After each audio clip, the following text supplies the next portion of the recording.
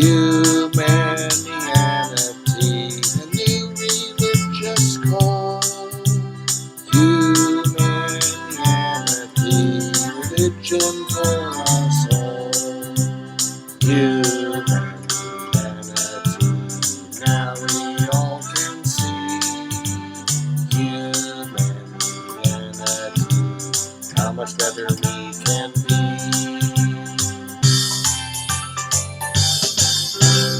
Hi, I'm Bill Van Fleet, and this is Humanianity Conversation number 48, recorded on May 7th, 2020. It is the first recorded conversation with Patrick Coffield, who considers himself a Satanic Buddhist. We talked about some of the similarities and differences between Satanic Buddhism and Humanianity, each of us clarifying to the other the meanings of our labels. We talked about the theodicy problem and what alternative ways of thinking there might be. We also touched on the possible rationale for hostile speech in the expression of ideas. And we talked about the issue of pessimism with regard to making any significant contribution to the welfare of mankind because of the relative insignificance of ourselves. And we talked in general about some possible differences in our orientations toward a basic ethical philosophy. But in this discussion, we were just getting acquainted, so we did not pursue any difference of opinion to any great extent, with the plan for further such dialogue in the future. Hello, Bill. Hi, how you doing? I'm good. How are you? Pretty good. So, this is our Humanianity conversation to see what we will come up with.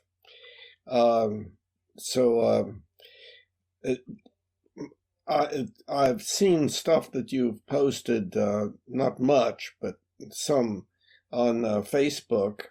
And do I understand correctly that you consider yourself to be a Satanist? I am a Satanic Buddhist. Okay. That's the best descriptor.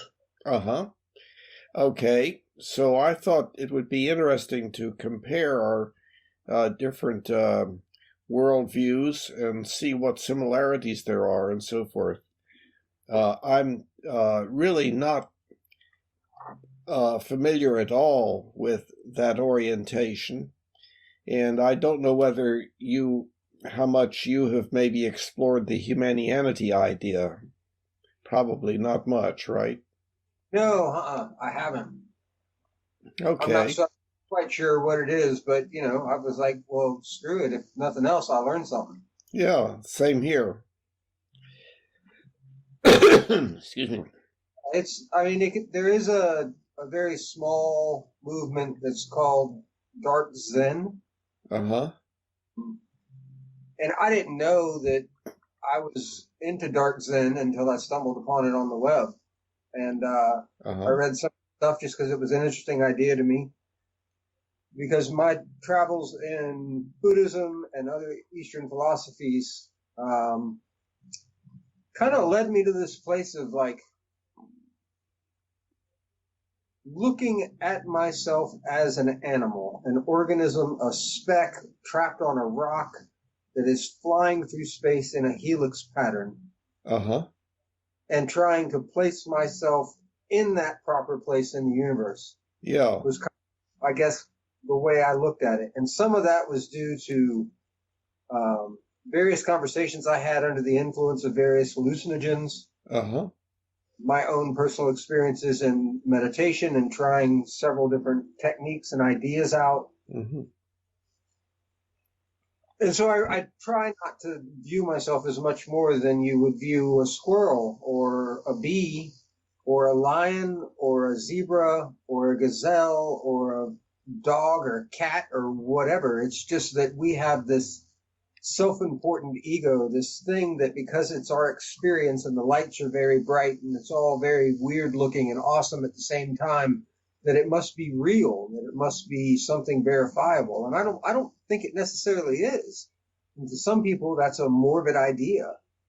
It's kind of taking stuff from Stoicism and from nihilism as well. It's just that I look at the flip side of the coin for nihilism. For most people in nihilism is life has no meaning, the universe has no meaning, everything sucks. Instead, I chose to look at it as, okay, fine. My life means absolutely nothing. In the grand scheme of things, the inky black of time, no matter what I say or do, no matter how it may be recorded, or if anybody shows any interest in it at all, really, you could become the next Bukowski or Kerouac, and even they will fade into the inky black of time. Because history isn't really... I think now with information technologies, there's a chance that people who were big in this era of putting out books or other forms of media will have a stronger chance than people before it, even with our cataloging of our past cultural experiences. But to me, it's more of, well, if there isn't a defined point to all of this, if there isn't a defined meaning to all of this, then it means I can make that meaning anything I want to.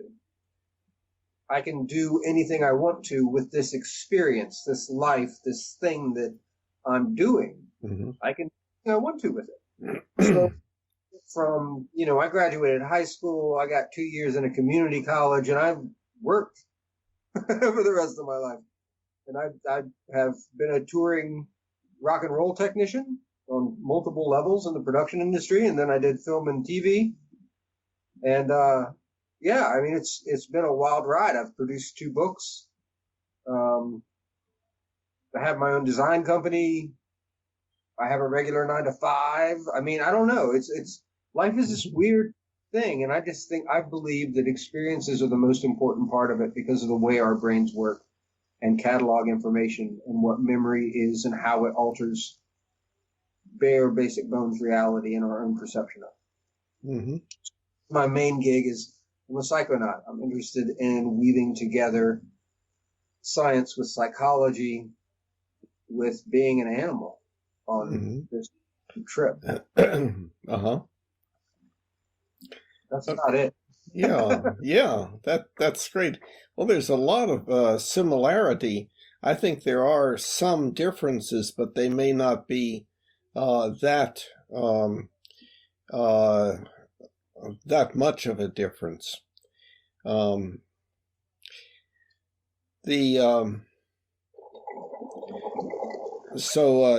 you do have the orientation of like evolution. You accept the scientific description of the way life has appeared on Earth and so forth, and I gather, in other words, evolution. You do believe that occurred rather than some other process, right? If you're asking if I believe in creationism or not, no, I don't. No, not creationism. No. Yeah, no. Evolution, in my opinion, I believe that the best thing you can do in the limited amount of information that humanity even holds, even to this point, is to go with the most commonly held scientific reasoning of the phenomena we experience as humans. Yeah. So for me, there's more evidence for evolution than there is anything else, but I'm kind of partial to the idea that aliens seeded the human race. That if there has to be some type of miraculous connotation to it, it sounds far more reasonable that since there's life on this planet, way out from the spiral arm on the way side of the whole galaxy, that, there could be somewhere else on some other spiral arm on the opposite side of the galaxy that has life. If we exist, there's no reason for there not to exist elsewhere. Yes. And that might be like a sound argument. But I'm not opposed to that idea either. I'm mainly opposed to the belief in deities because I feel that it is doing a disservice to what we actually are. Our role in how we codify and experience our reality is one of being the creator. The way our perception is set up puts us in that position. Through quantum physics, we know that we can't observe phenomenon without changing its outcome in some way. Hold on, just hold on 1 minute. 1 minute okay. Here.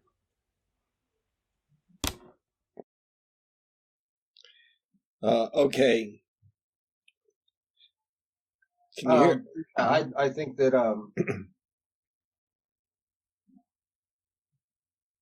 I think it's far more plausible that there would be some other form of life, and of course the question is, where'd they come from? Well, who the hell cares? Quite honestly, it's like people are like, well, don't you want to know where the Earth came from? No, I want to keep it from blowing up. And that's one of the reasons that I'm an anti-theist, is that we have right now, most major countries have nuclear weapons. And at the helm of those, the people who have the keys to those, almost all of them are adherents to a faith that demands there be a last stand power grab on Earth and everybody dies. I'm not down with that. As a non-believer, I am not okay with that. If they were people who I thought were reasonable, then I wouldn't have issue with it. But to me, that you have multiple different religious sects that have infiltrated government to the point that they have access to nuclear fucking weapons, that's not cool with me, man. I want somebody reasonable in charge of that shit. And I think every human on the planet does. You know? The idea that this has to end in death, that's not my Armageddon. My own Armageddon is the great unveiling, where humanity as a whole consciously evolves to our next step of understanding. There are a lot of different ways we can do this thing we call humanity, society, worldwide reach of even the single individual. There's a lot of different ways we could do this. And one of those ways is, sure, yeah, we can threaten each other with nuclear freaking weapons all the time. Or we can go, you know what, you're different than I am. And as long as you don't come fuck with me, we're cool. I'm a snake in the grass. You step on it, I'm going to let you know about it. If you continue to pester me, I'm going to bite you.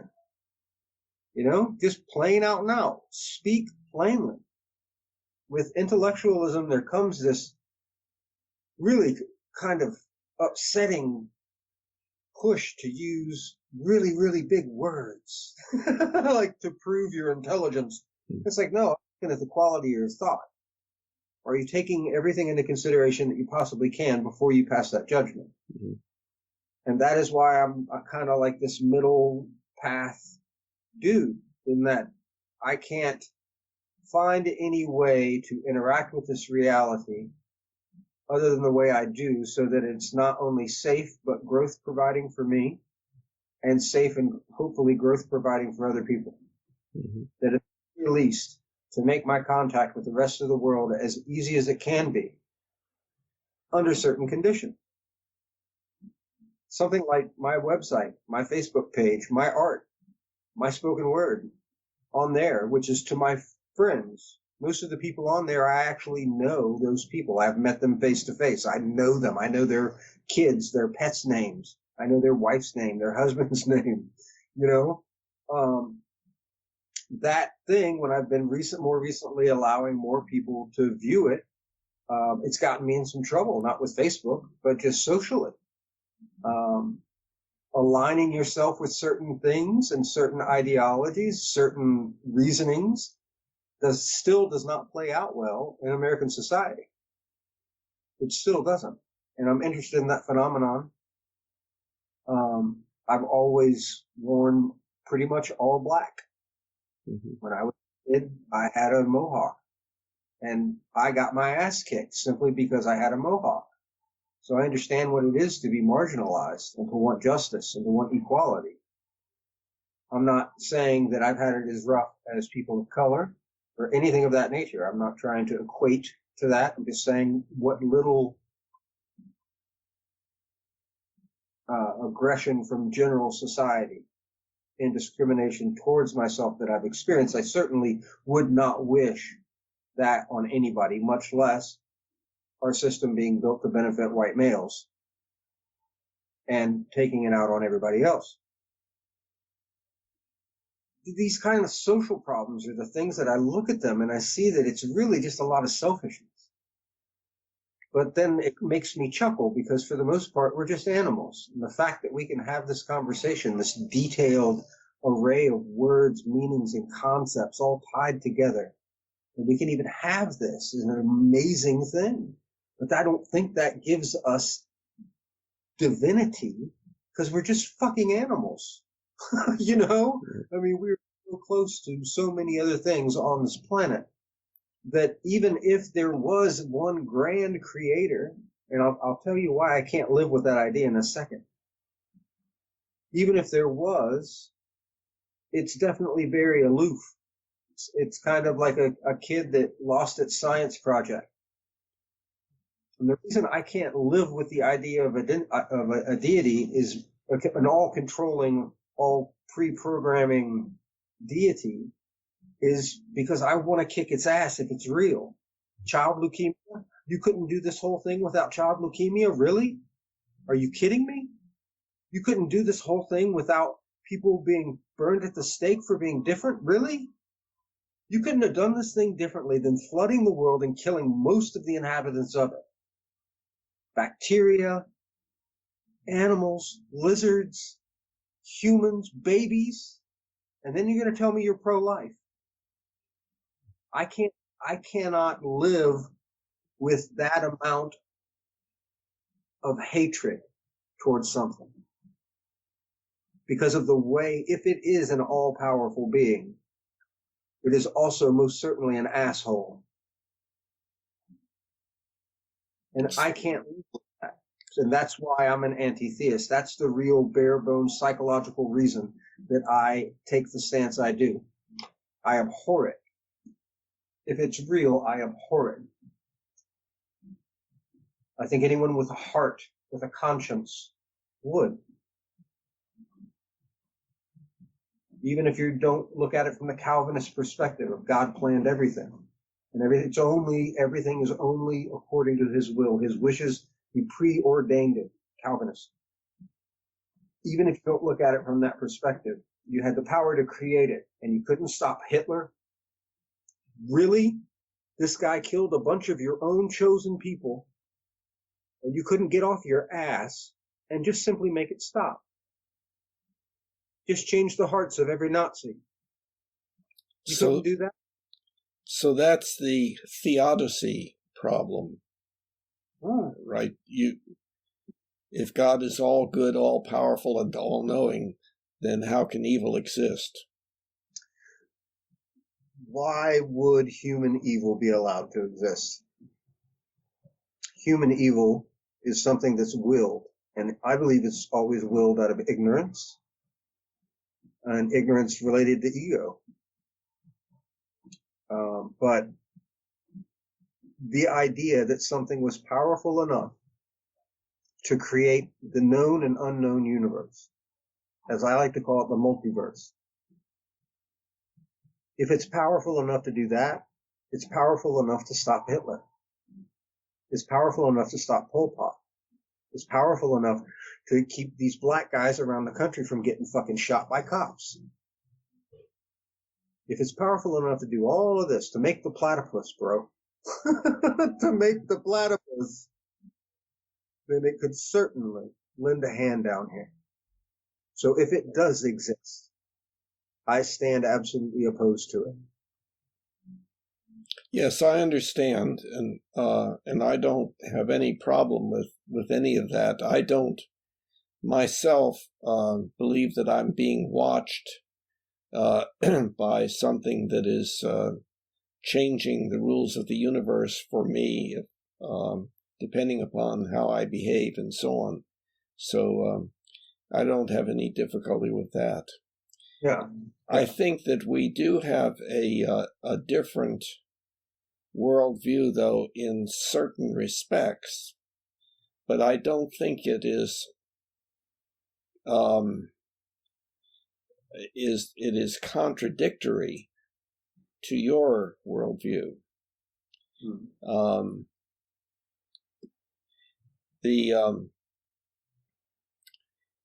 We both start from we're accepting the idea of evolution, and we know that then our species began thousands of years ago, depending on where you're going to say it began, branching off from others and so on.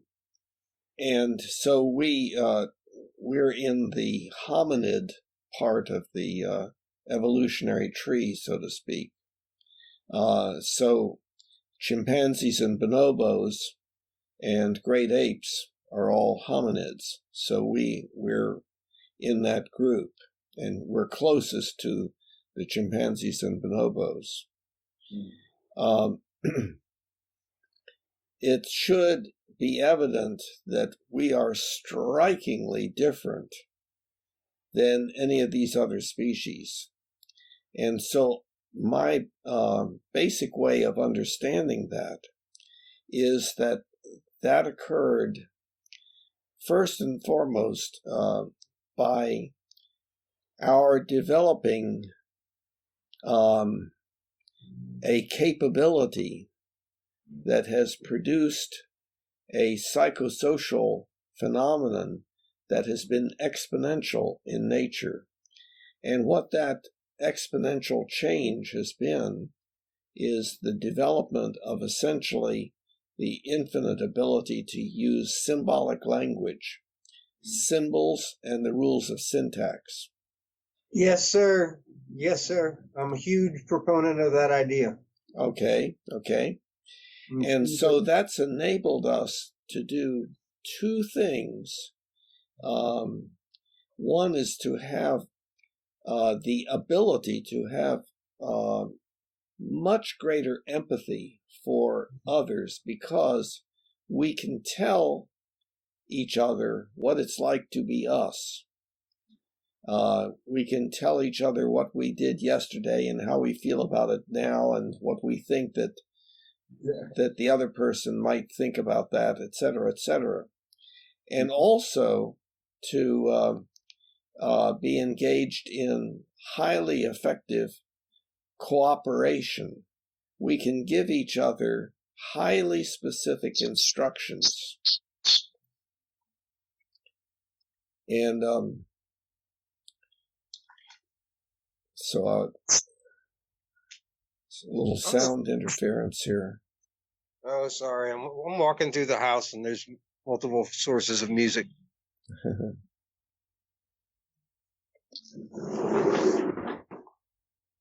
Okay. Is that better? Well, yeah, but I don't see you Is that much. Better? I don't see you. You're in the dark. Yeah, hold on. I stepped outside to have a smoke.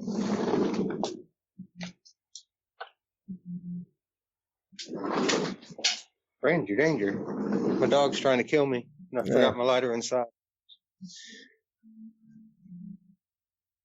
Yeah, I'm a huge proponent of that idea. The idea that because of human language, it spurred a cognitive forward leap. Mm-hmm.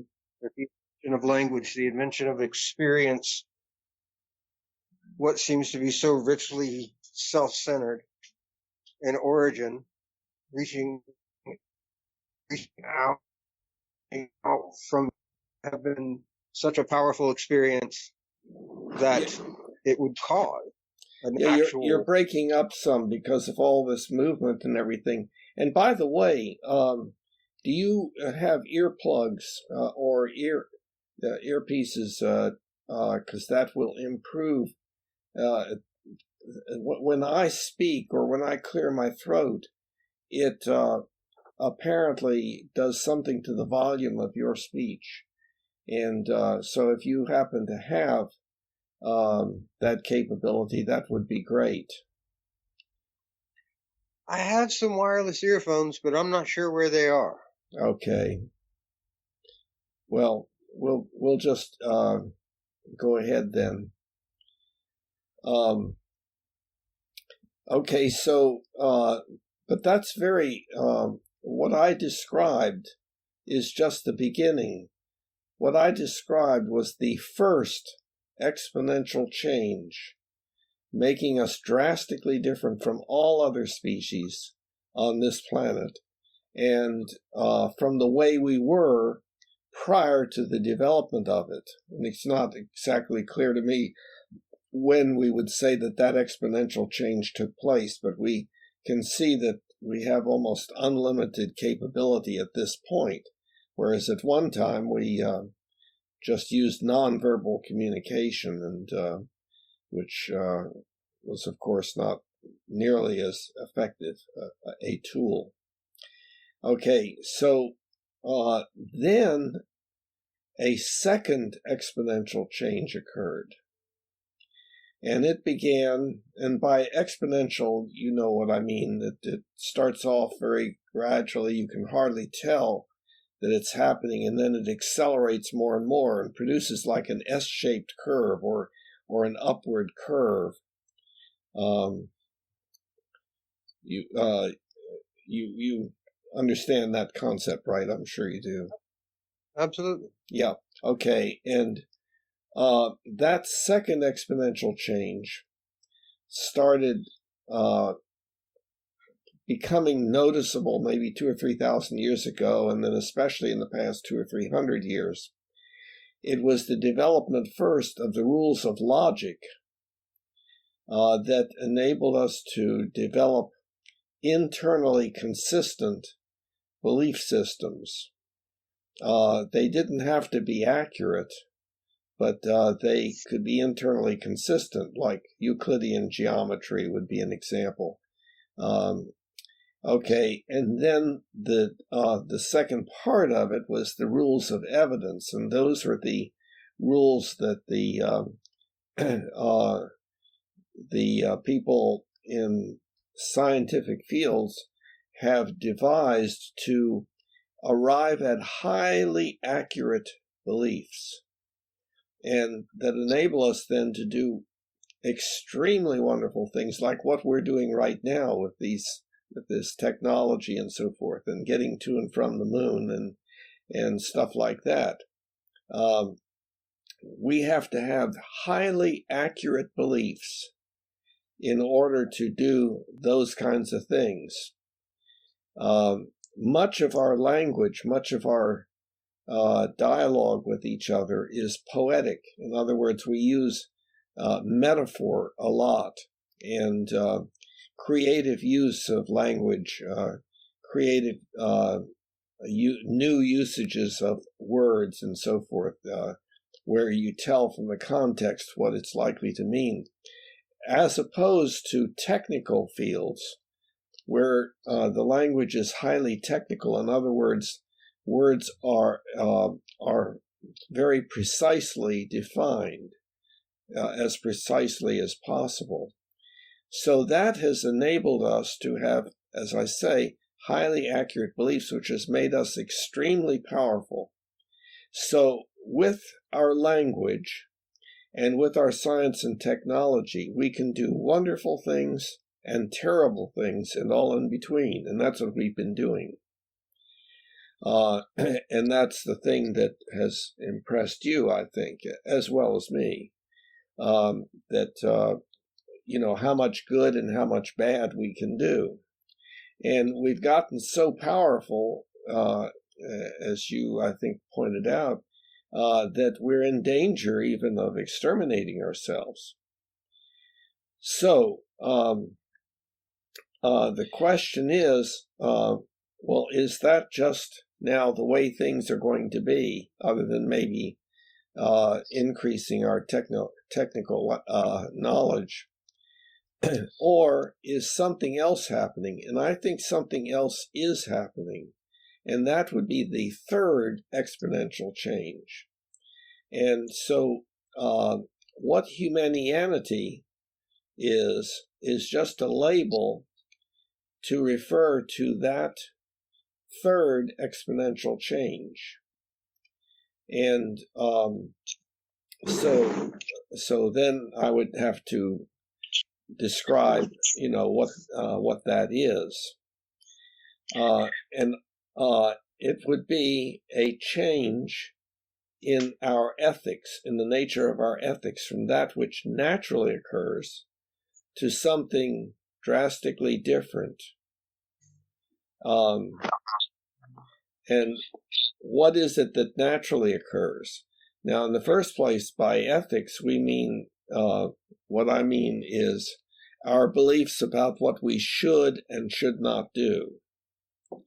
And we learn what we should and should not do by the cultures that we are embedded in. When we are infants, that culture is mainly mother or the parents, or maybe siblings also, or whoever is in the household and so on. And then the culture becomes wider and wider after that. And of course, we divide up into groups because that's part of our basic hominid nature, is that we are tribalistic.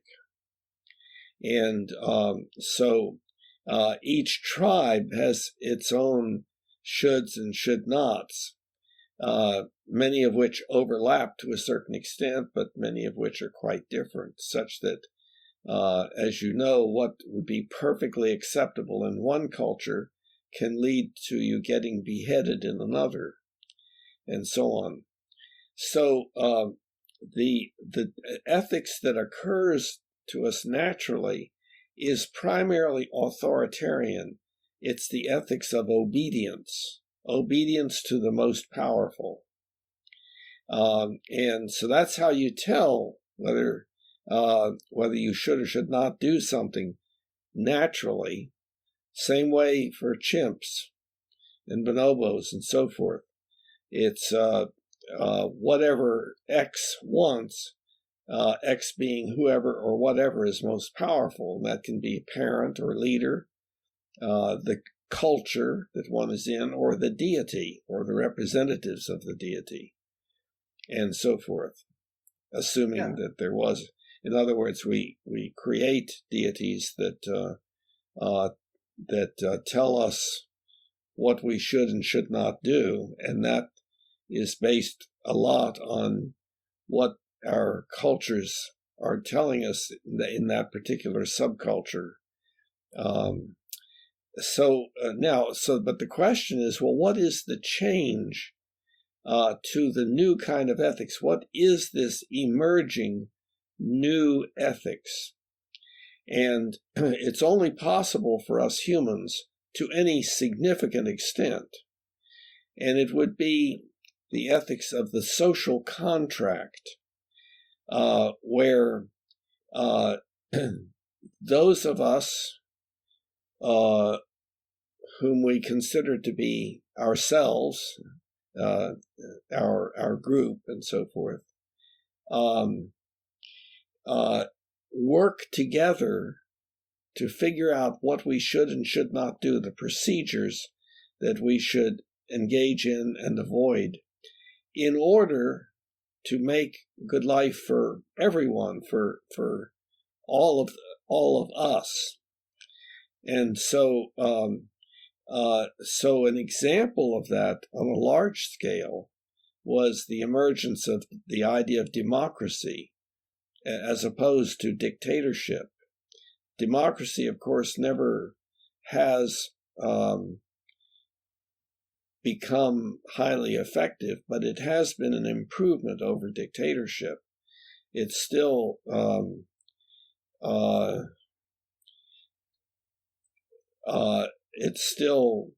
impure in that it has a lot of the authoritarian ethics still in it. The people that are most powerful have the most effect, and power has been by weapons and now by money.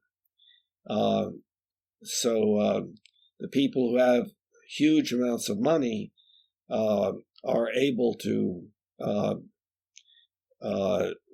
swing the democratic process in their direction. So it's still an issue of it's still an authoritarian kind of thing going on. Money itself is the concept of money. I think is just a modified form of slavery.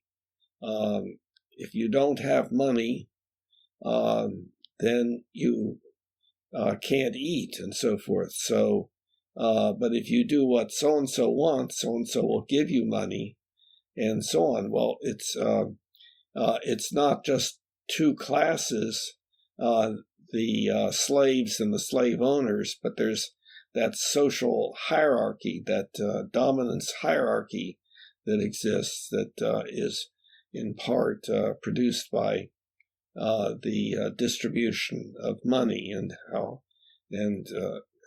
how people have acquired what they've acquired and so on. But at any rate, now, so this is a different kind of orientation, and it's just emerging. Most people still think in terms of what they should or should not do, being obedience to avoid punishment or to get reward. It's not for most people to a great extent working together cooperatively in behalf of us all with concern, empathy for us all. We are able to say, well, I'll watch out for myself, and other people can watch out for themselves, and so on.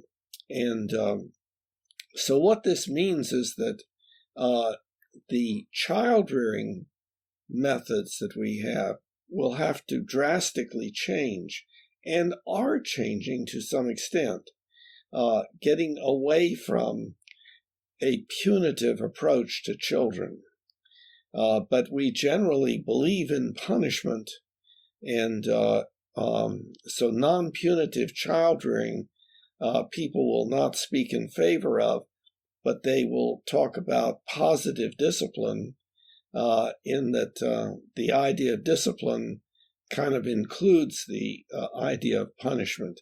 And so it's an emerging new way of child rearing that is kind of catching on to some extent, but very little so far. So well, hopefully, I think we'll see more of it, man. I really do. I think humanity and evolution doesn't stop with us. Our current form of being human is certainly not going to be the last. By the very nature of what we are, we're evolving, breathing time machines. And it's partially because of ego that we're even able to be human at all. So when I speak against ego, I'm speaking against ego out of ignorance, out of fear, that type of thing. Mm-hmm. But I think it's important, if one's going to have any type of sense of hope at all, that we focus on the fact that there's, things like the Venus Project, mm-hmm. That these things have developed in our culture. That while, we've done absolutely horrible things to each other. Always. We've also done really amazing things like, electricity, running water, science, having the funds available for the free expression of math. Really, humanity has really done a quite amazing job for a toddler that was bound to smack its chin on the coffee table. Mm-hmm. We really have. I think we've done an amazing, astounding job. I'm just not satisfied with a lot of parts of it, but that's the nature of samsara. It's never exactly the way you want it to be. Yeah, well, but, the idea that we are becoming a more compassionate grouping and form of interaction makes me very, very proud of humanity. That for the most part, in my own experience of reality, not everyone's, but just in my own experience of reality, what I can actually have any authority of, being that I'm the only person who experiences it, is that I don't see a whole lot of hate in the world around me. I don't see it like a lot of other folks do, and in some ways that's unfortunate, and in other ways it's a blessing. That idea that what is it that triggers either side of that? What is it in humanity that causes us to make these decisions that we will go along with it? And I think a lot of that has to do with the stories we tell ourselves as a culture, as a whole. You ever heard of evolutionary psychology? Of course you have, but genetic memory? I believe so, but one thing I'd like to back up for a minute when you were talking about that we are still evolving. This third exponential change and the second exponential change are not genetic changes. They are psychosocial changes, and therefore can occur much more rapidly. And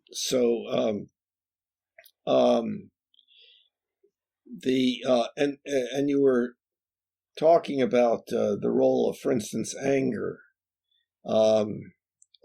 in the problem of being human. Well, if we go back to the concept that I was talking about us being hominids, we have a basic hominid nature. We eat, we drink, we make love. We also fight. We struggle for dominance. And all of those things can at times have good effects and at times bad effects, but some of them have primarily bad effects because they're built into us by virtue of their helping us to survive as a species, but that has nothing to do with the quality of life. So if we're talking about quality of life, then our tendency to struggle for dominance, to have anger, to fight, and so forth, has a negative effect, whereas our tendency to become attached and to want to pleasure each other and so forth tends to have a good effect. So I see the basic problem of ethics is that, or the basic nature of ethics is that it is the modification of, meaning the inhibition of or in the enhancement of, various tendencies within us that exist normally as a part of our being a hominid or an animal in general. And so the small child has to learn a tremendous amount of ethics, has to learn to inhibit certain kinds of behavior that otherwise would manifest itself simply because that's a part of the kind of animal that we are. And but also those modifications vary from culture to culture. And what we're talking about, the Humanianity idea, is a change in our cultures that involves our working together to develop a better kind of ethics than the one that comes naturally to us, authoritarian ethics. And see another example of of the emergence of this social contract idea is,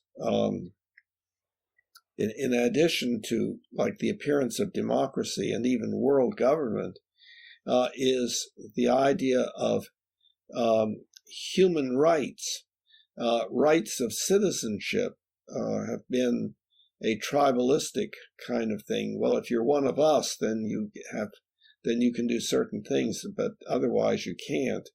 And now we're thinking of ourselves as a global species, and so therefore we're thinking of us as having certain rights just because we are members of that global species. Then we start, I think with that, we start to get into some territory that's it's kind of familiar to me in the aspect that we have decided that we have these rights because of certain abilities that we hold. We've decided that, and it's become matter of fact. And I don't think there's anything wrong with that. I think it's actually a good thing in evolution, in the evolution of our species, that we have been able to find common ground and kinship among each other without there being a lot of major points that you even agree on.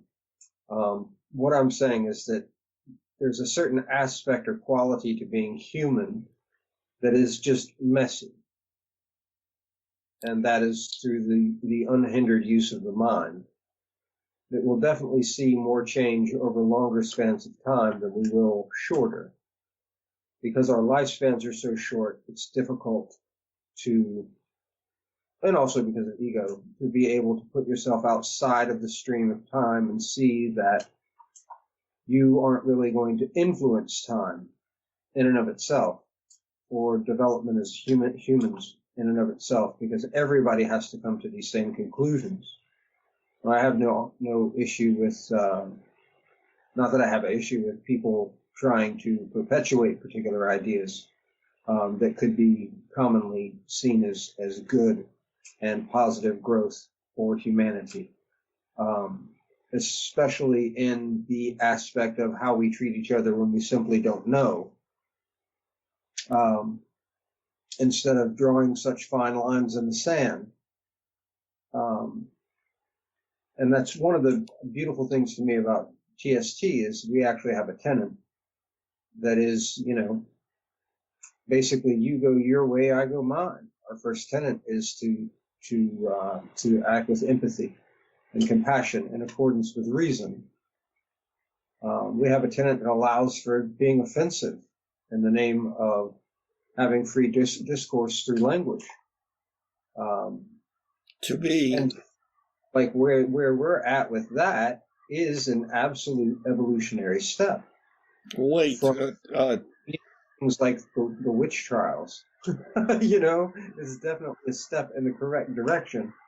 Of even if I don't like what you have to say, you have every freaking right to say it. If I'm going to apply that right to myself, and then see you as a human, I have to also apply it to you. To grant another person the same freedoms that you would have. That if you don't, you forego your own. You forego the rights of another, you forego your own. You've just given up your own. Because the only idea that you could actually have these rights as a human is you would have to apply them to other people. That struggle, that power struggle, I think is something that comes from a lot of the stories that we've told ourselves. Genetic memory is, of course, the idea that over a period of time and a certain set of circumstances being present, commonly present, that our reality seems to shift towards the paradigm of that story. I am all for the creation of new stories, bro. I am all for the creation of new stories and getting away from this sacrificial idea. While I totally recognize that to have progress at all, there's going to be sacrifice at least of the modern materials that we may use to do anything that we do. There's a lot of limitations in that as far as the natural paradigm would have it. The power of Earth, the power of the elements, and how we find to manipulate them is an entirely different thing. It's something completely up to evolution and further evolution of ideas. I can't find anything wrong with anything that you're stating at all. I don't disagree with it.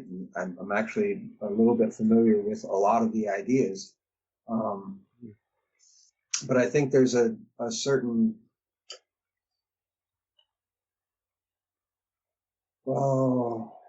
undue optimism to it, in that it does not recognize the amount of suffering that humanity has yet to do.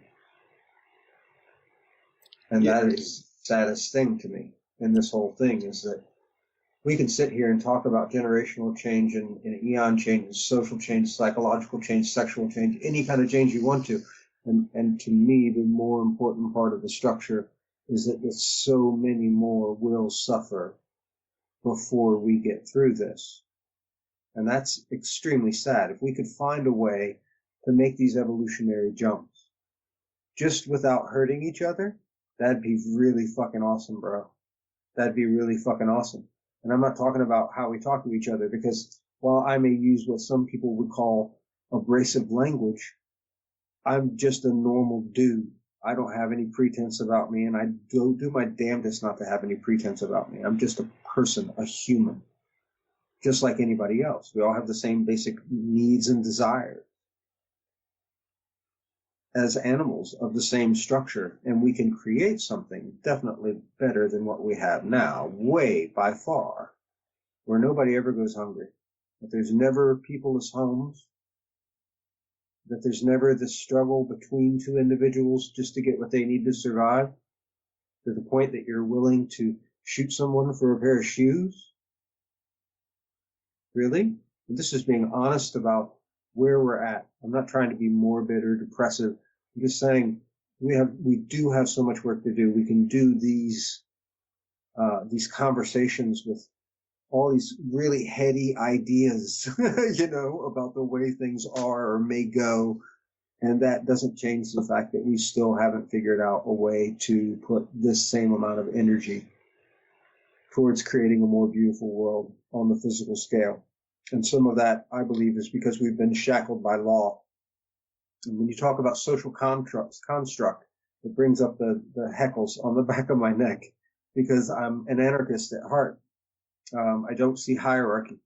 There's no one person more important than any other person. We are all equally important. All of our experiences are equally valid, however we choose to have them at any given point in time, because we know we have the ability and therefore right to change that story at any given point in time, in our own personal lives and in our greater lives as humanity. Where we put our energy, I think, at this point, while it's important to have this type of discourse, and it's important to flex our heads in these ideas, the more important work is doing what you can where you are with what you have. And one of the most important aspects of being human is food. There should be neighborhood gardens everywhere. Everywhere. Everywhere, dude. You should be able to walk down the street and pick a piece of fruit. In Albuquerque, when I lived there, they had this median and they put these trees up. And I recognized them as cherry trees. But of course they weren't grafted to produce cherries. And so I called the city and I was like, what's wrong with you? My tax dollars are going towards the water of these things, the maintenance of these things, the lighting of these things, and they're not producing fruit when there are tons of hungry people all over the place. And they said, well, that's because we get sued. If a piece of fruit fell and rotted on the ground and someone slipped on it, they'd get sued. And that's the part of humanity that has to grow. We can't do that until we change the story that we've created. One where there has to be a haves and a haves not. We're not going to be able to evolve ourselves until we remove these limitations we've placed on ourselves. And more than anything, all they are pieces of paper that somebody sat down and said, this is how it's going to be before I was born. And that's where I rub up against social construct. social contract. Yeah, social contract is that I have the right to experience being a human in the way I choose to, so long as I don't, through action or inaction, harm you.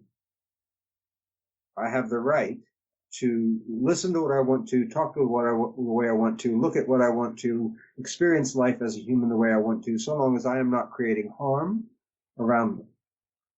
That when I'm creating harm around me, that means there's definitely something wrong with this and with this. And so as a society, we should be working to get folks more help. We need to be teaching people how to grow food, how to be a human before we take off on these really great ideas. Let's get the basics covered. Let's put that energy towards making life more beautiful in that aspect. And that's where I depart from intellectualism, in that I can't really do the whole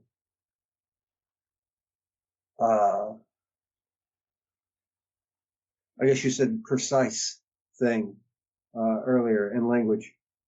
It's just not how I function. It's not how I think. And like I said, while I definitely see the merits, and I have experienced many of these types of conversations, I always like to try to interject that we really should be doing much more to make things more equal in just being a human, for providing the very basic needs. You can't do that through capitalism. It doesn't work. The more money that people have, the more expensive things get. You look at the history of the market and how it's worked. You see that it doesn't work. We can't develop this using the same ideas that we've had previously. That we have to be on the cutting edge of the experience of this thing and constantly willing to evolve and change our ideas as things play out. But just because it works sometimes doesn't mean it's good enough to work all the time. And part of that is in ourselves and how we interact with the world. I'm very brash on my own page. I go out here in the world and I stay out of everybody's way. I recognize them as another human being completely and fully, regardless of what any political, spiritual, it doesn't even enter my mind. I'm not worried about what genitals they have. I just see them as a human being with every right that I do. So I stay out of their way. And I am polite. I acknowledge their presence when need be. You know, not like mean to the rest of the world. It's just that it's a matter of which audience you're talking to. Because I don't have these conversations at the grocery store. I just went to get some peanut butter and some bananas, you know? I mean, yeah. But developing that type of care is something that we have to do. That's something we have to do. We have to... What kind of care? Developing the type of care that when you act, you're doing everything you can to make everyone else as comfortable as you possibly can without babying them. Mm-hmm. And building expectation. Because they need to know that life isn't fair. It's not. We're just bugs. We're bugs trapped on a rock hurling through space. Mm-hmm. All we are. And there's no reason to get extreme with it. I think air conditioning is great. Don't get me wrong. I love a cappuccino. Don't get me wrong. But demanding of the human, or our human environment, our natural environment, manipulating it to the point that it breaks itself without even trying to set up the other systems that work in nature that strengthen those parts that we're using a lot of, like wood, these things that breathe for us. I don't know about you, but breathing's pretty freaking important. Why are we not taking more care? And it's because we have been raised in a certain story, in a certain paradigm, that the earth is a natural resource that should be pillaged and not used accordingly.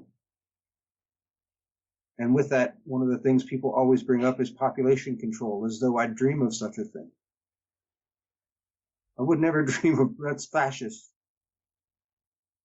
But we can still set up kind of a basic social interaction model when you're allowed to step away from it and voluntarily say, I don't want anything to do with that, and I'm going to go over here and do my thing, and I'm not going to bother anybody. That has to exist in social contract. The right to offend has to exist. To speak your mind, even if other people don't like the tone of it. That has to exist. Again, see, there, not with someone else. There are so many things, as you have gone along, there's so many things that I would have a slightly different way of looking at, but we aren't able to focus in on any of those because we're covering, like 50 of them over a period of time, hearing one viewpoint. But I am trying to see where we diverge, and see quite a ways back in this discussion. You talked about something that I'm very familiar with and speak about, and that's pessimism. Like, oh well, these are big, heady ideas and so forth, but what good does that do, and so on. But I'm a little worried about presenting your viewpoint accurately, because I can easily not do so without realizing it. But what I'm hoping, by the way, is that you will study the Humanianity.com website and see what is there. Give it a chance. I don't mean just scan it, because I've tried to make it as perfect as possible, and I'm always looking for anything that could make it even a little bit better. But it is addressing the things that you are talking about. In some areas, I think there would be a little difference, but you're very much oriented along the lines that website is presenting, or the Humanianity concept. The problem is that it has a number of parts to it. It's relatively complex. It's not normal thinking,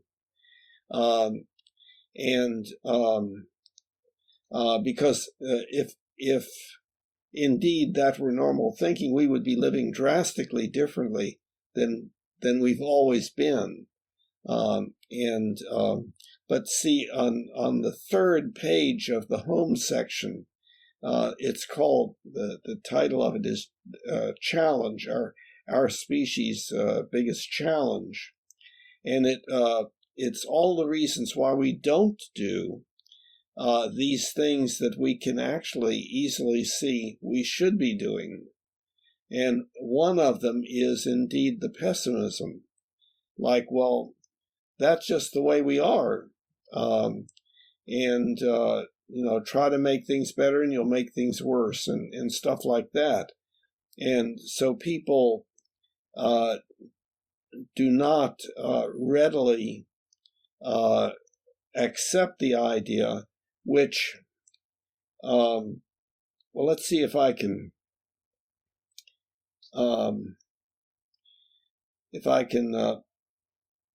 maybe add some things in that I've not talked about yet. But again, any one of them taken out of its context and put into our current situation can seem to be, quote, idealistic and so on. However, the Humanianity website is a study tool It has several components to it, including the Humanian Belief Manual and the Forum and stuff like that, where a person can indeed work on their basic ethical philosophy. But let me go back to the social contract idea. I think that it stirs up different concepts in your mind, and therefore different feelings in the back of your neck, than it does mine. The social contract is a working together in behalf of a project, let's say, that the whole group wants. So a concrete example would be, let's say 5 people are sitting around a table and they say, somebody says, why don't we go to Carowinds? And everybody says, yeah, that's a good idea. Okay, well then, if we go to Carowinds, who should drive? How should we pay for it? Who should bring food? Or should we do it a different way, and so forth. Okay, so we can take our species, you, myself, the people you know, in fact, anyone in the world, and say, well, what would we as a species want? Now, the problem is that some people will say, well, no, I don't want that because of their particular life experience and so forth. But I would say that most people, if they're healthy and so on, would accept this ultimate ethical principle, the Humanian ultimate ethical principle. And that would be, we should do that which will promote not only the survival of our species, but also as much joy, contentment, and appreciation as possible, and as little pain, suffering, disability, and early death as possible for everyone now and in the future. Now that doesn't mean that we can reduce all pain, suffering, disability, and early death to zero, and it doesn't mean sometimes that there is not conflict and between the different components, like as much joy as possible and as little early death as possible, and so forth. That the things have to be balanced, and that is a very sometimes very difficult or impossible to determine precisely. So there's a lot of ambiguity, a lot of things where you really don't know the best thing, what you should or should not do to be consistent with that ultimate ethical principle. But then there are others that are. I mean, if going to war causes tremendous amounts of pain, suffering, disability, and early death, domestic abuse does. I would say punitive child rearing, the more punitive it is, the more negative effects it has. It produces oppositionalism and so forth.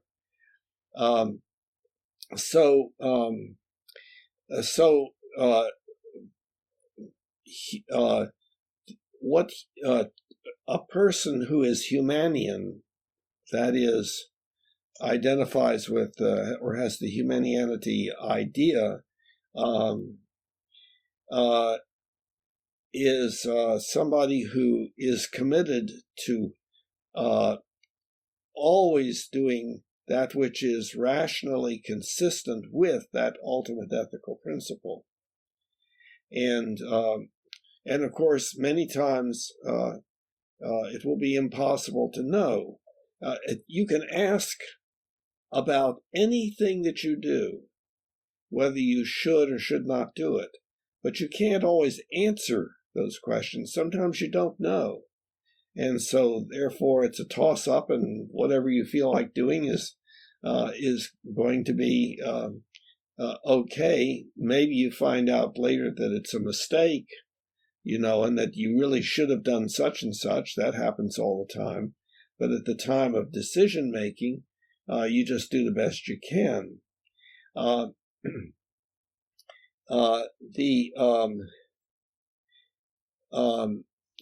If one really does try to live in rational consistency with this ultimate ethical principle, one is going to have to work on a lot of one's basic tendencies to, for instance, be hostile in response to hostility. Most people will say, no, if somebody gives you a hard time, by golly, you give them a hard time back. You make them pay for what they, et cetera, et cetera. And but now I would maintain that no, that generally tends to make things worse, and that's why back 2 or 3 decades ago, I think it was 1/2 of marriages ended in divorce. And you've got all of this domestic abuse. You've got bullying, children bullying each other, doing to other children what's been done to them, and stuff like that. And when one develops a relationship with someone else, it's an extremely complicated process, and everything that you do in that relationship, you can ask yourself, should I be doing that or not? How should I respond to that person's, what that person did, which I felt that they were doing something mean to me, or trying to assert dominance or something like that. The question is, well, how to handle that? And by the way, there are 3 free books on the website, and the first one contains a chapter, Rational Ethical Anger Prevention, and another one, Rational Ethical Child Rearing. And those were a special outgrowth of my 50 years as a psychiatrist doing psychotherapy and helping people with relationship breakdown and child problems and so on. I was a child psychiatrist also, but generally worked with parents. And but I'm fully retired now. That's in my previous life. And come on, not going to tell me what's wrong with me, Doc? Come on, Doc. Yeah. So so at any rate, but there are principles there that are consistent. The effort is to prevent relationship breakdown and to prevent the development in childhood of tendencies that are going to cause pain, suffering, disability, and early death to self or others, and so on. So there's a lot of personal detail. In other words, this can have highly personal significance to an individual. It's not just a lofty idea about how we may be in 1,000 years, and but right now, I just there's no sense in spending any time on that, because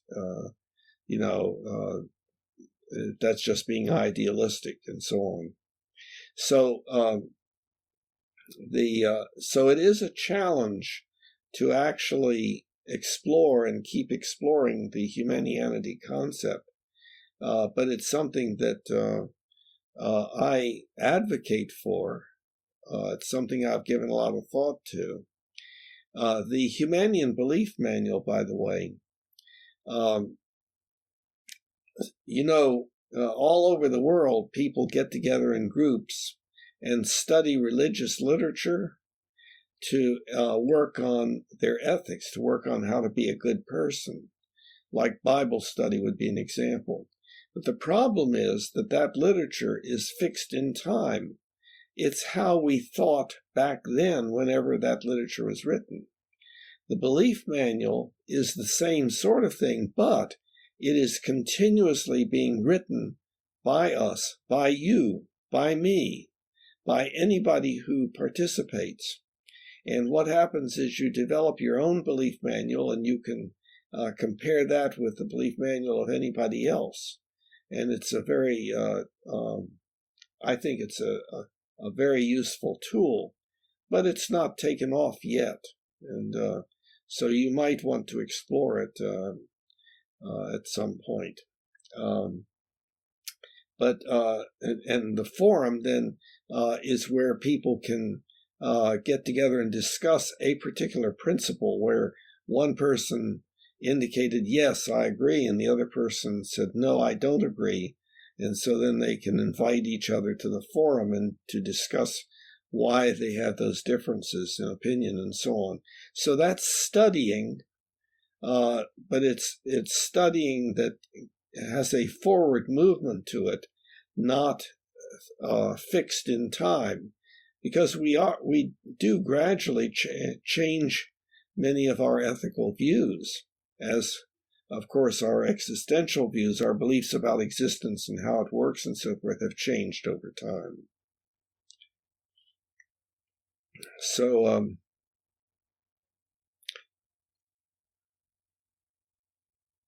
I have the impression you may be looking at your screen and that you're looking at the website, but that may be incorrect. No, I've been messing around in Illustrator while I'm talking to you. Oh. Yeah. It's as long as I have more than one process going, I can focus on what's going on. I see. I think the scientific evidence is against that when you concentrate on two things, then you don't take in the other, take in either one. You don't do as good a job at either one. I think that's what science says about that. May well be. I might, from my own experience, might have to disagree with it. I don't know. I've had my system and when I say my system, I mean my nervous system, my brain, my perception, for at least 47 years thus far. And I've gotten pretty used to how it runs and what works well for me. Yeah. I definitely recognize that I am not your average Joe. My experiences that I've had in my life have definitely prevented anything like that from happening. And while I don't believe that I'm anything special or really all that different from most other human beings, that my brain works a little bit differently, and that probably has a lot to do with the amount of LSD I've taken in my life. Well, see, one of the things each of us, all of us, any of us, has an extremely complex belief system, or a set of beliefs that hang together with each other. For instance, your belief that your car is parked outside is connected to your belief that you have a car, and it's connected also to beliefs about ownership and all sorts of things. So any belief is associated with others, and to contemplate something that is significantly different than the way that one currently believes is very, very difficult. It tends to go in one ear and out the other, or it tends to be misinterpreted so that it will fit in with what's already there. And so if somebody is proposing something that is a significantly different way of looking at things, it is very difficult to take that in and to really give it consideration. I don't know that it's all that difficult. I don't know why it should be. Because of what's called cognitive dissonance. Well, yeah. I mean, someone saying that, but to me, someone saying that something of reality is such and such, well, who cares? Right. See, so in other words, that is inside our heads. They exist inside our heads. That's all they are. They're just electrochemical responses. That's all they are, physiologically. That's all they are. So what's the big deal? Well, the big deal has to do with the pain, suffering, disability, and early death that is produced by those belief systems, some of them more than others. Oh, I'm all definitely for a slimming of the genetic pool in belief systems. Fully for it. Fully for it. Not to the point that I would try to prevent another from rising, because I don't think that's right either. But yeah, I'm with you on that. For sure. So the question is, well, if you're slimming those belief systems, is there some direction that they should be slimmed in? And see, I would say, yes, we need to have more accurate beliefs, existential beliefs, and more accurate and more optimal ethical beliefs that are consistent with the Humanian ultimate ethical principle.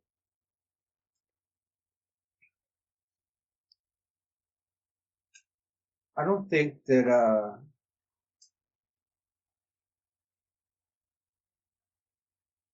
I don't know. I'm trying to decide if it's pessimistic or not. I don't really see it as pessimistic, more naturalistic. I know. Well, whenever I say that a particular viewpoint is pessimistic, the person says, no, it is realistic. That's always the answer. Why is it always the answer? Because the person is not taking an objective view of the belief part of their belief system that is being open to question. It's like well, that's one thing that's going on. See, the thing is, if I were able to be convincing, then you would have a lot to do. Because there is a lot to be done, but you don't have to do it as long as a person doesn't have to feel like they have something to do, as long as they're pessimistic and say, well, it won't make any difference. Well, I would never say that something won't make a difference. Everything has its reverberation through time, no matter how large or small. Yeah, but then that is, well, I mean, maybe you are, maybe by virtue of my saying what I've said, you have decided, oh, I've got to really look at that website and see, because he has challenged some of my my beliefs. But I think it's not real likely that you will do that. Hopefully you will. I would love to. I'm interested in reading more of it. I'm definitely interested in diving deeper into the idea of it. I think it sounds very familiar. What is it? And definitely towards my own desires for humanity. That's what I think. You know, I'm skeptical of any salesman of belief, not disbelief, but belief. Well, yes, and you should be. I am also. And that's why it is important to me to have meaningful dialogue with people in which my own ideas are challenged, and where the situation is such that I can work on trying to understand better, and if I'm wrong, change my viewpoint, and if I'm right, to understand why the challenge is occurring, and to be able to put into words more what would result in the person not seeing it as a set of beliefs that should be challenged, but instead would agree. I think that I probably place a greater value, let's say, on working toward coming to agreement than you do. I may be wrong about that, but the postmodern approach is, well, what's true for you may not be true for me, and so we'll just have a beer and talk about something else because further discussion will be non-productive. That's the usual.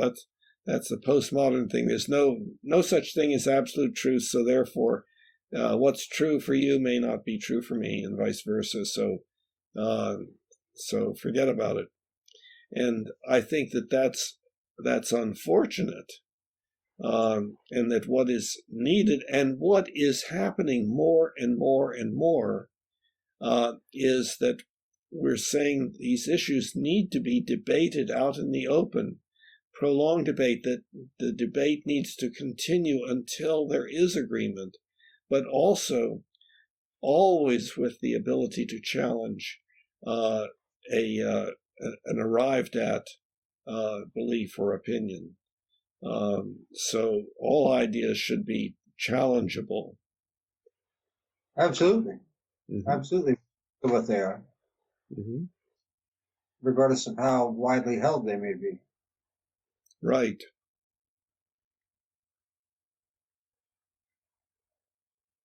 Another part of it is recognizing the beauty of mistakes. Even though a mistake it may be something that you thought of differently at one point and decided to change your mind, and so now you're no longer making that mistake. But the process of making the mistake, I think, is something that should be highly guarded. Just like when you're making art, you have to mess up before you get it to where you want it to be. Seeing anything in any one diehard cast into being view is dangerous. Well, the universe doesn't care about your ideas. I would, I don't mean that pessimistically. I just mean that I really do mean that realistically. Stars don't care about ones and zeros. We think math is the absolute be-all of the universe. And it's not. It's just how we've chosen to describe it. But that's removing us from our king seat. And a lot of people like that. Anything that has to do with removing humanity from its king seat. By king seat, what do you mean? That because we've defined the universe, that's how the universe actually exists. Inside of our definition of it. That's the only way it could possibly exist. Okay, see here, we are in different worlds as far as worldview is concerned. And this is only explainable in my third book that's free on the website on the mind-body problem. I've been told it's an excellent book, but people generally avoid exploration of it because it's our most difficult philosophical problem, I would say. And the answers that people have put forth with regard to it are very unsatisfactory. And I worked long and hard on that book. And of course, I have positive things to say about it, but that doesn't count because I would naturally be biased. But it's the book is when a person is going to read it, I ask them, would you please let me know of the very first sentence that seems either unclear or incorrect? Let me know what it is. And one person reading it did find one, and so I put in a little edit in the book at that point. I didn't take out what was there, but I said, that's not said optimally. This is the way it really should say. So I so far stand by that book, but it has to be read very slowly and carefully with rereading of paragraphs and so forth. Nobody wants to do that. Oh, I don't know, dude. I think there's people out there that like to do that. I've certainly done it to a lot of books. Have you? Yeah. Well, if you ever get around to that book, if you gave me feedback, I would love it.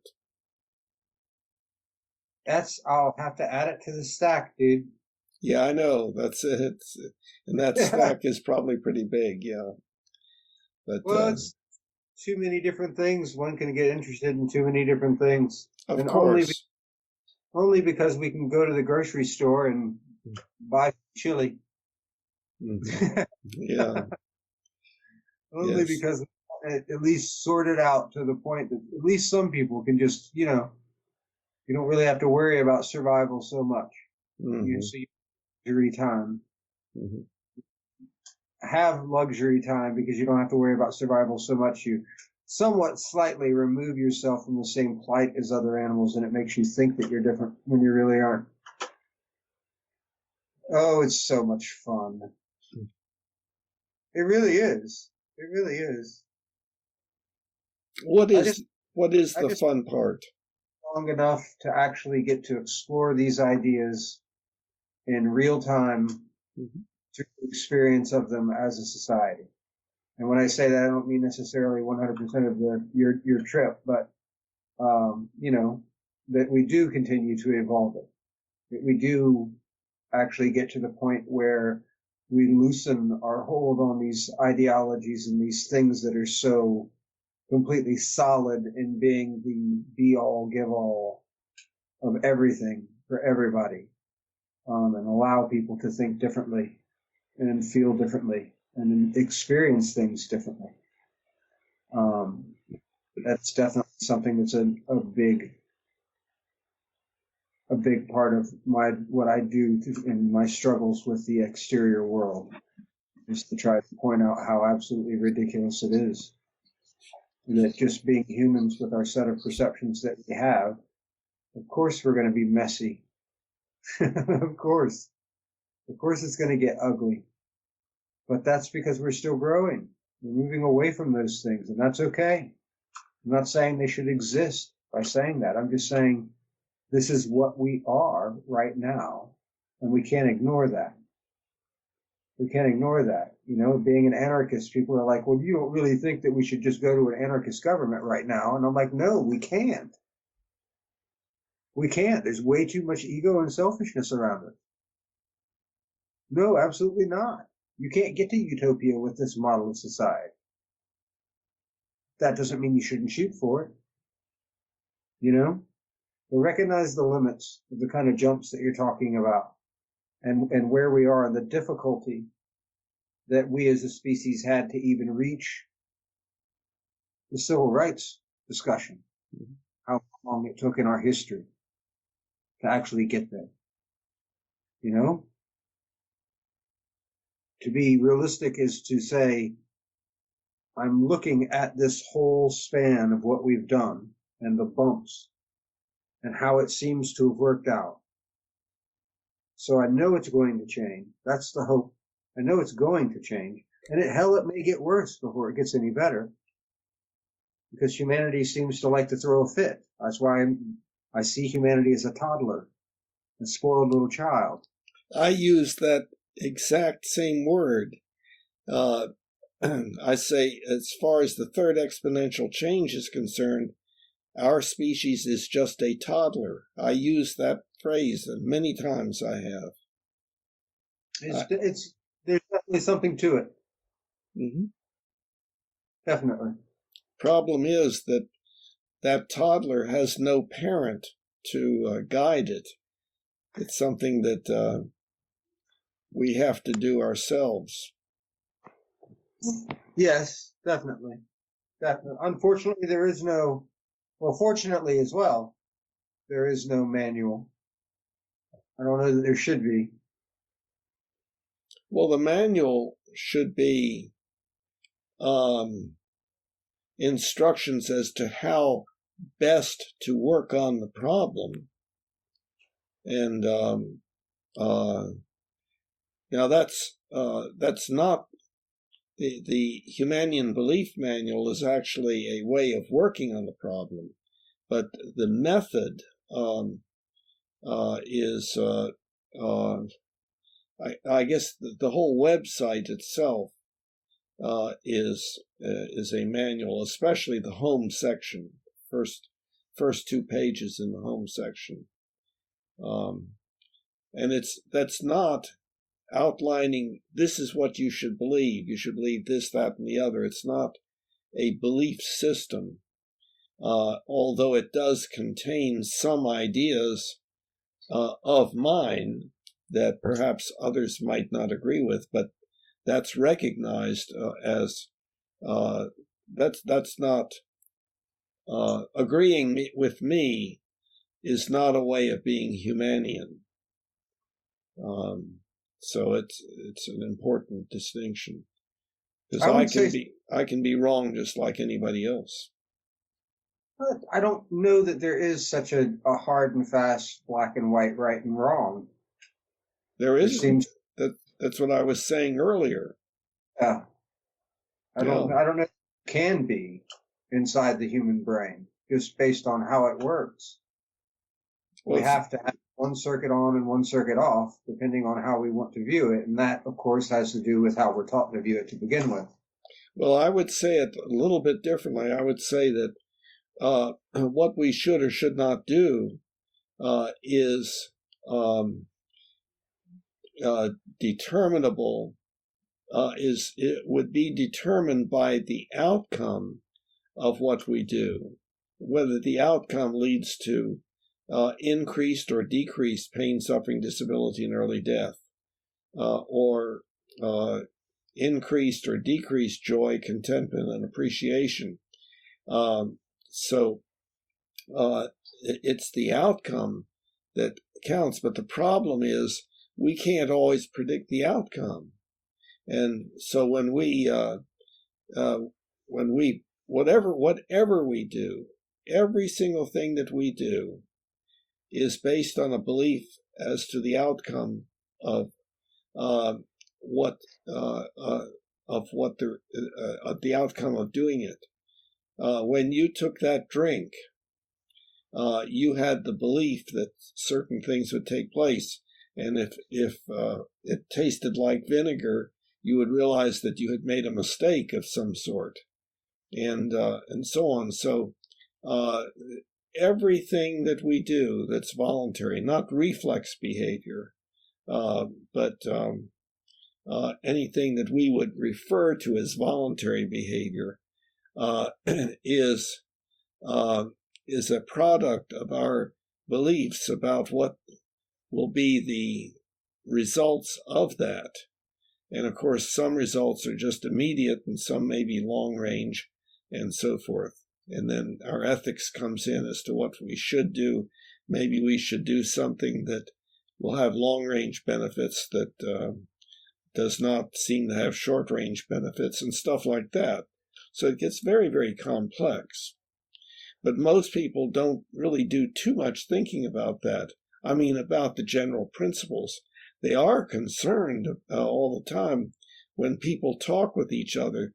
Very often they're talking about how should I handle this problem, or how should I handle what so-and-so told me, or how so-and-so treated me, and so forth. People are always trying to find out what they should or should not do. But getting together specifically for the purpose of developing a rationally consistent basic ethical philosophy, people have done that in their religious studying of literature and getting together and listening to presentations and sermons and stuff like that.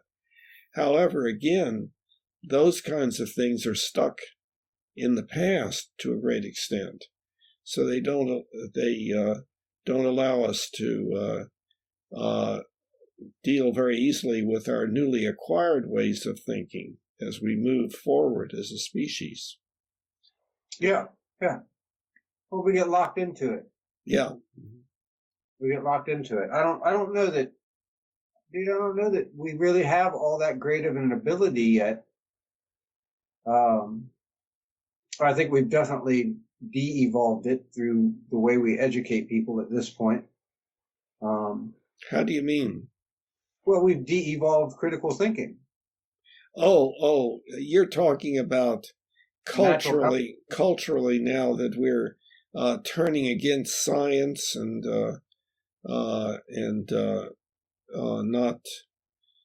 not valuing accuracy of belief and so forth. Yeah. Mm-hmm. You have states that are passing laws where a child can take a test in school, answer the question incorrectly, and still get full credit for it because it's based on biblical belief or the Torah or what the fuck ever.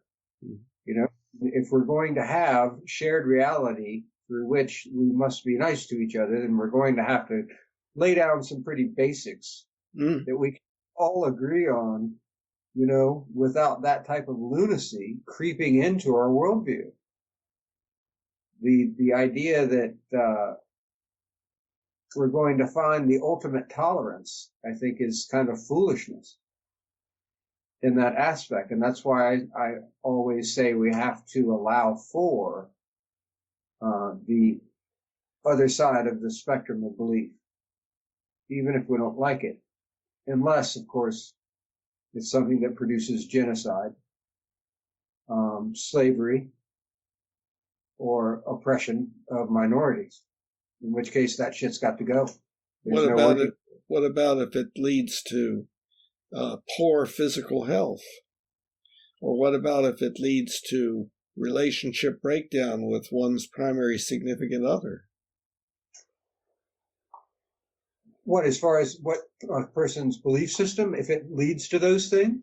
Mm-hmm. I don't think that a person's belief system can necessarily lead to those things. I think it's how they choose to handle their belief system in their relationship to others. I mean, we can talk about core values, whether or not those two things are in agreement, which is, I think, a very, very, very important part of human mating, at least, is being with people that can at least understand your perspective on those headier questions. But as far as the greater society goes, I think it's important to have diversity of ideas, just not the ones that cause people to perform out socially the way we currently do. Okay, I would say that that a great diversity of ideas, if they are contradictory to one another, is indicative of a problem in that there is not general accurate understanding of things or general agreement to that which is optimal and so on. Now, on the other hand, the problem is that when you think about absence of diversity, the usual reason for that is some kind of coercion or lack of acceptance of like certain viewpoints and so forth. And that, of course, is very bad. That is very non-optimal. And by bad, I mean inconsistent with the Humanian ultimate ethical principle. because the more that we suppress viewpoints and don't try to understand each other and arrive at a deeper understanding and come to agreement about things, the more that we don't do that, the more we are subject to making mistakes and subject to mistreating each other and so on. We need to have openness of communication. Definitely. Mm-hmm. How we get things done. Mm-hmm. It's how we get things done. Definitely. I mean, again, the way I look at it is that beliefs are just electrochemicals inside your brain. They're really not that important when it comes down to it. And I would say they are extremely important. So here's a divergence. I don't think they are, and the reason I don't think they are is I don't think they're very personal at all. They're strapped inside of what is possible in human thought to be a belief system to begin with. They're very much informed by what is around them, way more than what could be ethically correct. But beliefs, whether or not you choose to change your underwear every day, could be part of one's belief system if you really want to split the hairs of it. Well, there can be certain parts of the belief system that are relatively non-consequential, but if the belief system is that anybody who is a Satanist or a Satanic Buddhist or whatever should be beheaded, then that is important. And that belief system I would not be in favor of. Yes, me either, or anybody else for that matter. Mm-hmm. Or anybody else for that matter. Mm-hmm. And I think that's an important distinction to be made. Mm-hmm. I think there's a lot of time that we spend not doing that, of kind of laying the common groundwork. And I do believe that's an important thing. And it is definitely a more empathetic and compassionate view of things and how to go about through your life. Even I do ridicule certain belief systems that I think are completely and totally outdated. And I do make fun of their practitioners because it's fucking funny to me.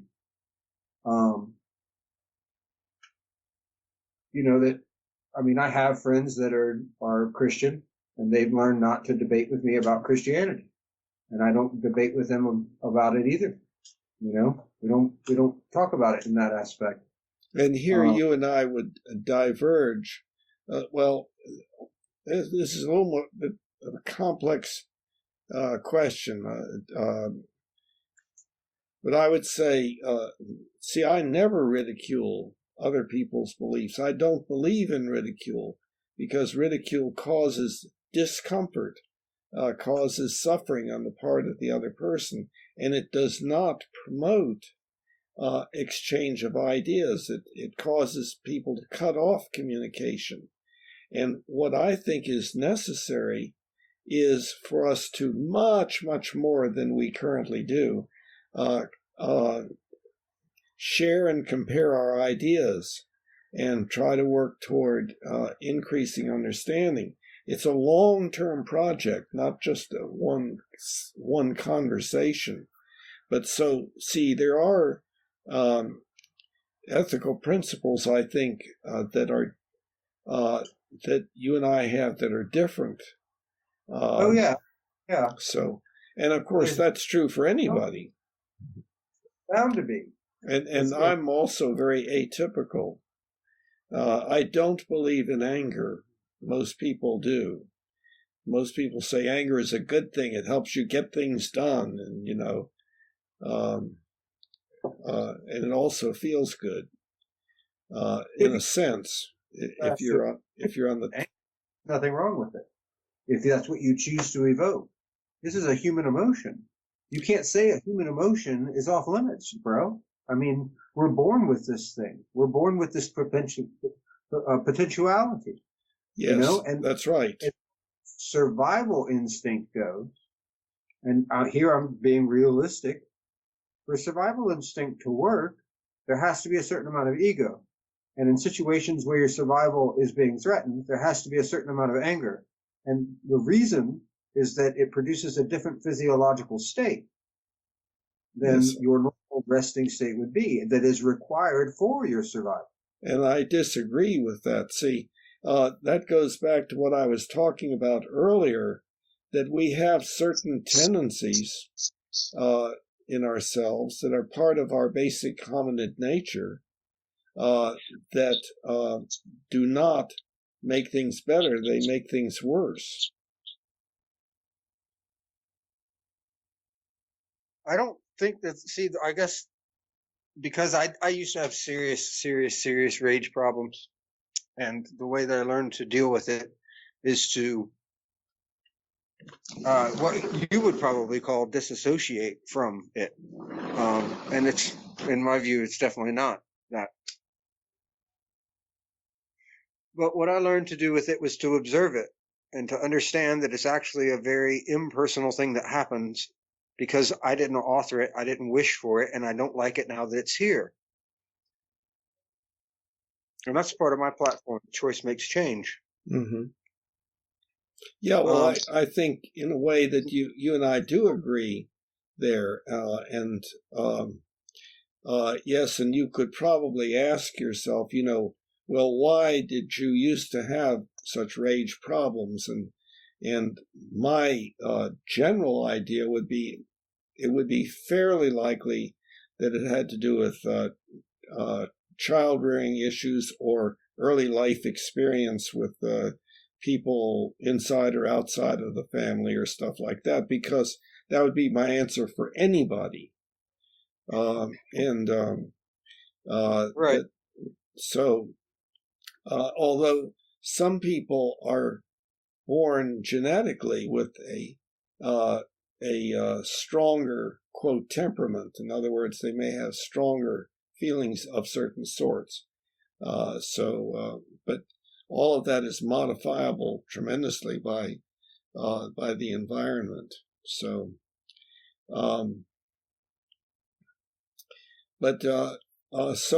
so we do have some interesting differences in some of our parts of our basic ethical philosophy. I'm hoping that that you will develop an interest and we can continue our discussions and actually look at some things more specifically and see what we arrive at. I'd be for it. I'm sorry? I said I'd be down for it. That's great. That's great. Do you think that you might actually register in the belief manual and work on your belief manual and compare it with mine and so on, and with other people's there? Yeah, I have to do the time doing it. I always have several things going on. I'm working right now, sculpture project and a couple different art projects, a book project, and then of course I have my work life and my relationship life to keep up with. And so I try to evenly distribute those as the need arises. Sure. Because change, Gundun. I don't like to dedicate myself too much to something outside of certain parts of my life, such as my relationship with my significant other, with my animals and such. Mm-hmm. So I try to balance everything out and still have enough time to just sit and think. Yes, as well. Absolutely. Yeah, those things. I refer to. There are so many other things that I'm interested in some ways, because I'd like to just right now just deep dive, into the idea that you're talking about and see if I actually do disagree with it. I may just be making sure that the minority is represented all the way through the conversation, because that's my current focus in life. Is really what I see as probably the greatest common social ill. And that's where my focus is, and even in my art and in my writing right now. Yeah. So, and so it's very, very possible that I'm just seeing it with those glasses on, and not seeing it as objectively as I should. Well, that's I think I know what you're referring to, and that's the our dominance hierarchy nature. We are a dominance hierarchy species. We are highly sensitive to whether we're whether we're being looked up to or looked down upon, and we tend to look up to some people and look down on others, and we are very sensitive to where we are in the dominance hierarchy and so on. That's what fashion is all about. You go to the mall and take a look at all of these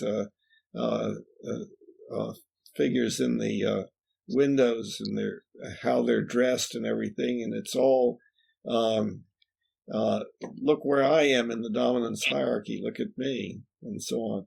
And but it's true in all areas. In some areas more than others for each of us, but it's an important part of us. And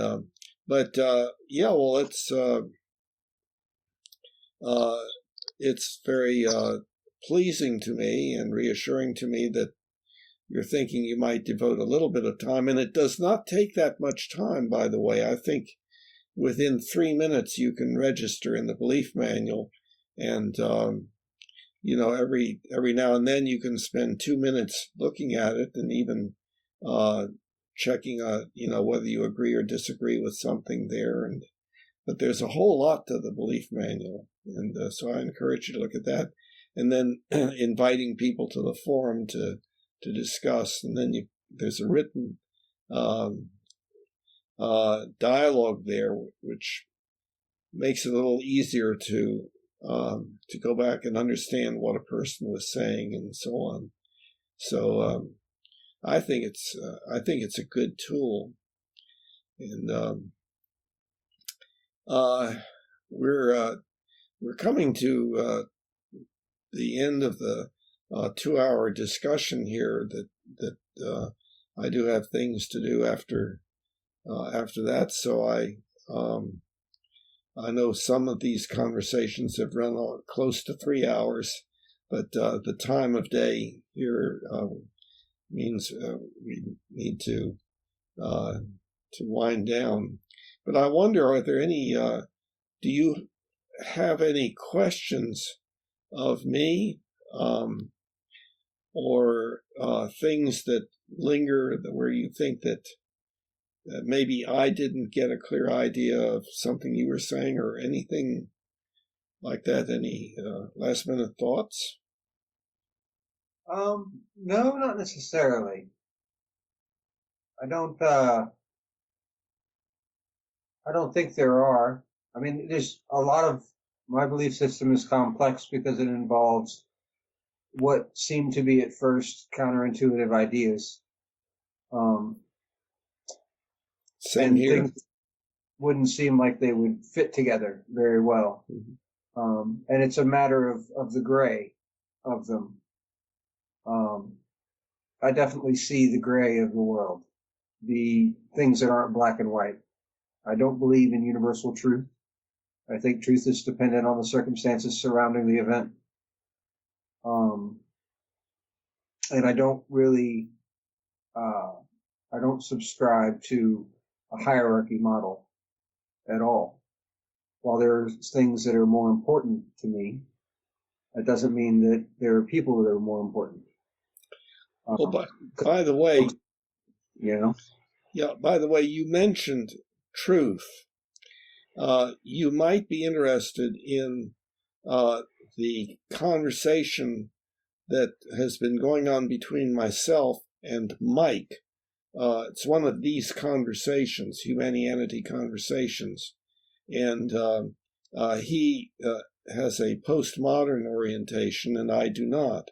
And we have really delved deeply into this, and I think you might be interested in those discussions. The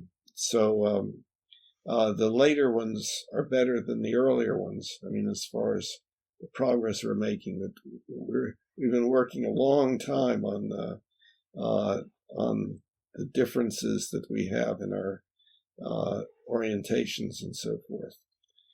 But by the way, he is one of the people that said the Mind-Body Problem book really meant a lot to him.